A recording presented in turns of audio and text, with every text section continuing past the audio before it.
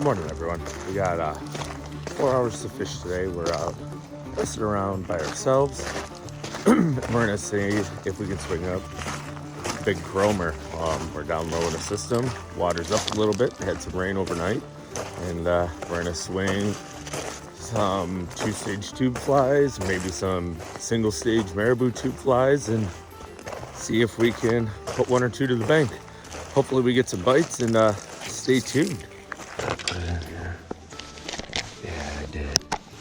There's a big old beautiful thing I tied up last night. I think if that catches a steelhead, it's gonna be a winner. I don't know what I'm gonna call it yet, but I love flashy flies, so that is why I tied this one up with that orange cone for the low light period like we're in right now. Arex HR 430 tube single hook size 4. I want to see if I go up a hook size, if I land a few more fish, because I've been losing some fish lately, and I don't know if it's because of the hook size or if it's just simply because I suck at this. And we're trying to learn, we're trying to get better. So that's what we're out here doing, is just putzing around and hoping put a few fish on the bank. It's kind of nice too, because there's no one around this morning, and you don't get that very often. And hopefully this swim's good. I don't have like a tank tester or tube tester to test them out, but that looks like a steelhead would munch that. What are your guys' thoughts? Let me know down below. All right, let's get in the run. I am all for sharing water with people. It doesn't bother me one bit. But I do enjoy getting away and having stretches of creek all to myself. So that's what we're doing now. We're gonna walk to find a stretch of water that we can have to ourselves. And I think that's gonna help us increase our success. We started in a very well-known community hole, and now we're gonna walk up and see what we can put together. Today just feels like a pink and purple day, and I don't think I have any pinks or purples tied up. We'll eat white though.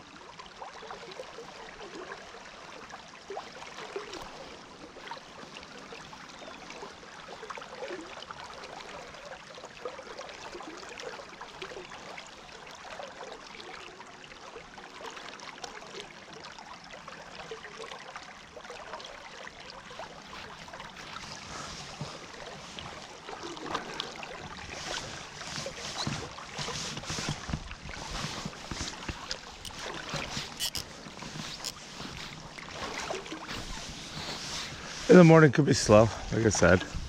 We do have a full moon right now, but I only have the morning to fish, so.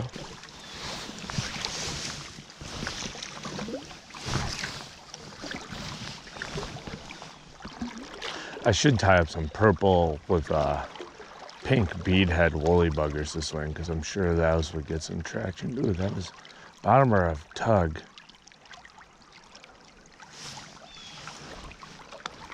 I think it was bottom because it was very early, and I know there's a ridge right there before it drops down into that tree.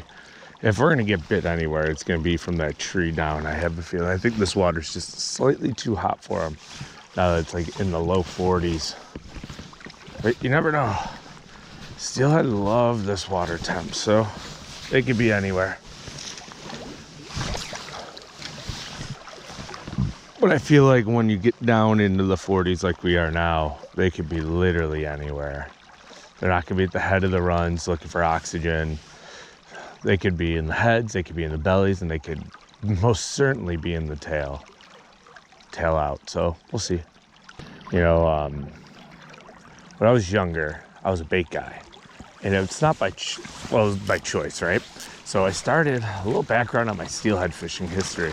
I started with a fly rod. My first ever salmonoid that I ever caught was a steelhead at Burt Dam, of all places, on a fly rod, and it was on a nuke egg that I bought at the Oak Orchard Fly Shop.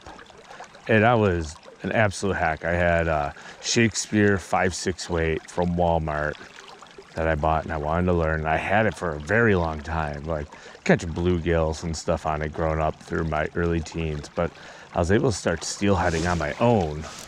I was about 19 years old. I'm almost in my mid-30s now. So was that 16 years of steelhead fishing roughly? And I got tired of getting my hiney kicked by the Canadians who would come over with the center pin. So I decided to be one of the first young kids to have a center pin in Western New York, and it was lethal. I mean, going back on logs, I'd have to go find them, but I know I'm over probably 15,000 steelhead in my lifetime.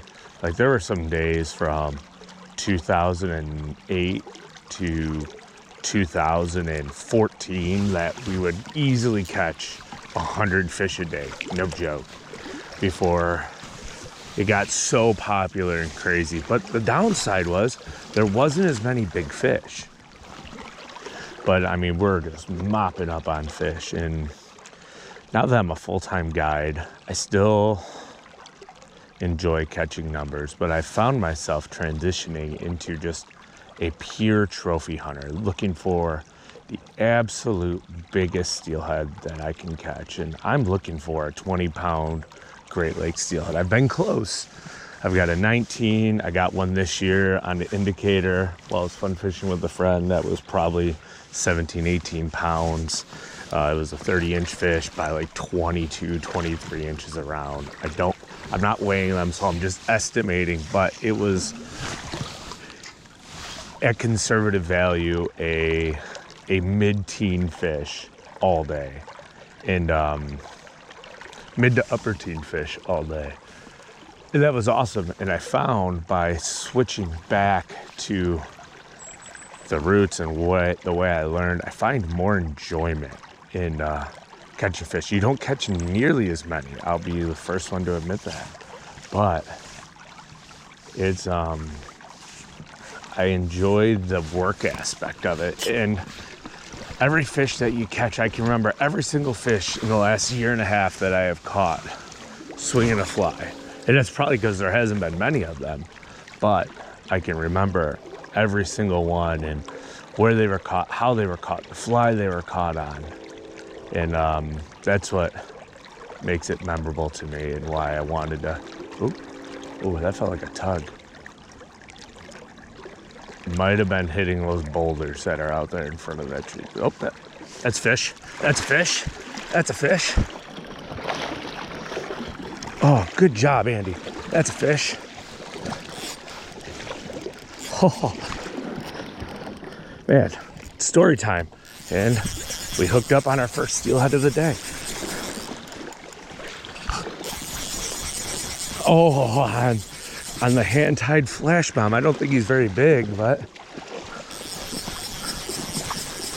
we'll get him in here and see. I knew he was pecking, and then fish. Heck yeah. Oh, that's actually a beauty. Oh, heck yeah. My heart is racing. Now I'm gonna forever remember this fish, and oh God, that's freaking awesome, man. Let's get her to the bank here.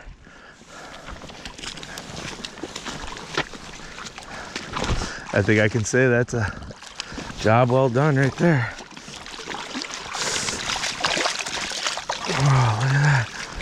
The catalyzer, whatever you want to call it. Oh, chow. Man, what a beautiful fish. Picture of it. Guess she'll stay still.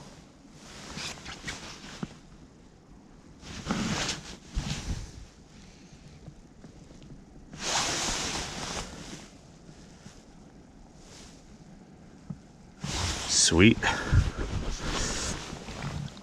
I knew there'd be one in there. And let's see how she got it. Oh, she choked it. She was not coming off. There we go, pretty girl. All right.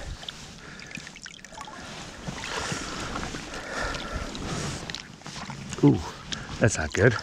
She was tongue hooked, so we're gonna get her back relatively quickly. There you go, baby. Oh, man, I guess I had to tell more stories, right? And one just rolled in there, so there's more fish. Let's give it a rest here, and we're gonna get back in a second. All right, there it is. Fly I tied up last night. She's mangled now, very flashy, but that fish wanted it. Felt him grab it 5-6 times and then just load it up and game on.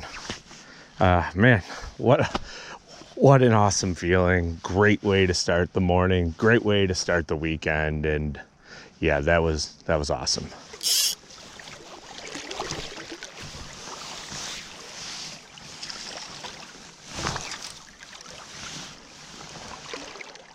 But I did see a few more roll down there at the bottom of that tree, so. Man, I'm all juiced up now.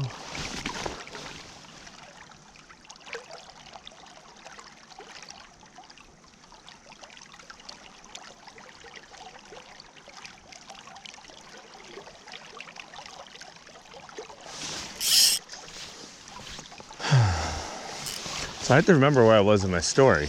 As I got not so rudely interrupted by a beautiful fish. I think I was telling the story about how now I'm a full-time guide, and I just absolutely love the idea of chasing after the absolute biggest steelhead that I can catch. There's just great pleasure in chasing giants. I think I previously stated that I'm looking for a 20-pounder. In the next couple of years, it's going to happen because we're on the verge, honestly, of a major decline of fish here on the Lake Erie tributaries. Rumor on the street, I don't even know if it's so much rumor, but I don't think a lot of people know that the rumor is, and I haven't found anything about it online, but I've heard some people talking about it, that PA is having some issues with fish hatcheries and they're closing a couple down. And why that's so detrimental to our fishery is the fact that most of the fish that return to our waters are from PA and Ohio. PA stocks 1.3 million steelhead a year currently. If they have to temporarily close 2 of their 3 fish hatcheries that stock steelhead, you're probably going to see numbers go down to 200,000. And there are steelhead run our streams, Pennsylvania streams, Ohio streams.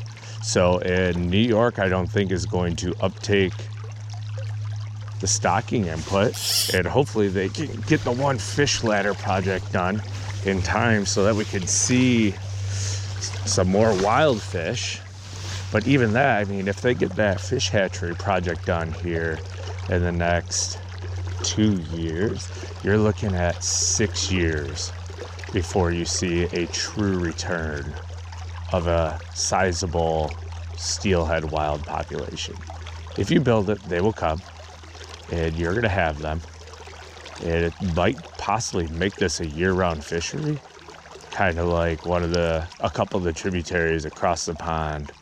But yeah, it's in about 3 to 4 years, I think we're really going to start seeing the effects of those steelhead fish hatcheries getting closed down and repaired before they open back up. So we got to get it while it's good. I think in those troubled times that are coming, your fishing pressure is going to go way down on the creeks because it's going to be a lot harder to catch fish. I think your overall size is going to go way up. The same thing happened at the Salmon River for like 3 or 4 years. Overall numbers were way, way down right before COVID, like early 2020s, and started COVID. I think 2018 through 2021, numbers were way down on the Salmon River, right? Then they had this huge COVID dump Did I just get hit on the stripping? That was weird. I think I did get hit on the stripping there. And numbers are way down, but you saw the general size of fish just skyrocket. And Lake Erie is just full of bait at the moment. So that bodes well for steelhead getting massive. You might see like a state record lake trout come because there's going to be less pressure out there. You're going to see the walleye population absolutely explode. Maybe New York State, knowing that that's coming, reintroduces the brown trout program so that we have more brown trout. Maybe they put them in the creeks to supplement, and hopefully that population takes off. It's hard to say what is to come, but it's not looking good.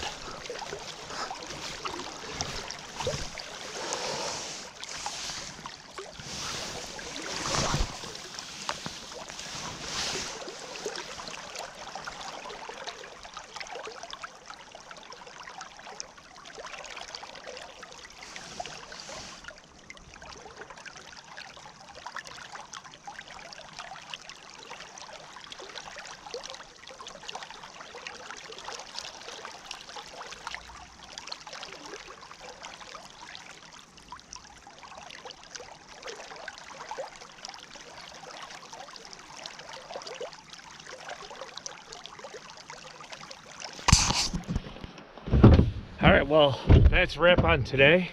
We ended up hooking 2 fish. One while the camera was off, I was talking to people on the bank. It was a nice quiet day here on the creek. We're headed out. When are we gonna be out again? I think it's gonna be a couple days before we get out steelhead fishing again. Got a couple bass trips that we will be doing in the interim.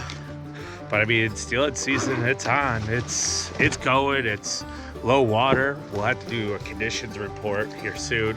We won't name any streams, but yeah, it's been a good fall. Swinging flies, catching them on indicators, etc. I'd say it was all about swing, all about the swing. So I appreciate it, everyone who's tuned in to the video, and stay tuned till the very end. Hit that subscribe button and leave a comment down below of what your favorite fly to swing is. Appreciate you guys and girls, and we'll see everyone next time.